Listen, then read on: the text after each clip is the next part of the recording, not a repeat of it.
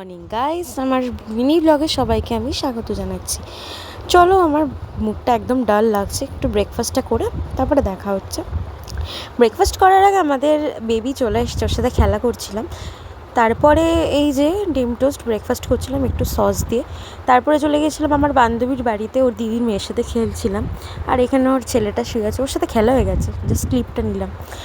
চলো, সারাদিনে আর কোনো ভ্লগ করতে পারিনি গাইস, কজ একটু ঝামেলার মধ্যে গেছে সারাটা দিন, খাওয়া দাওয়া কিছুই হয়নি।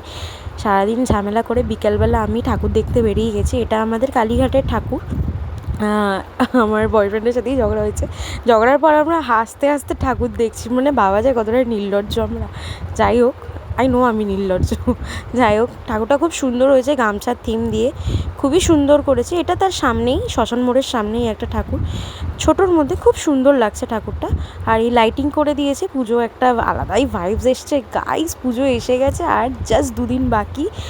তো এটা লেক মার্কেটের ঠাকুর আমাদের। এইটা একটা ঝুড়ি দিয়ে থিম করেছে, বাট বিশাল সুন্দর লাগছে। আর ঠাকুরটা সত্যিই খুব সুন্দর হয়েছে গাইস।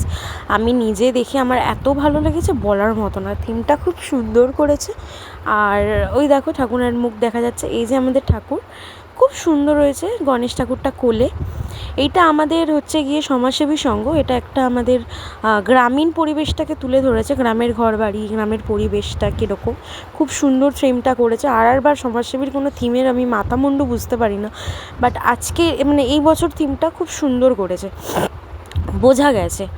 তো দেখো কি সুন্দর এটা করেছে থিমটা, আমার খুব ভালো লেগেছে। পার্সোনালি আমার এটাই খুব ভালো লেগেছে। আমার গ্রামীণ পরিবেশ এমনিও খুব ভালো লাগে, এত সুন্দর লাগছিল।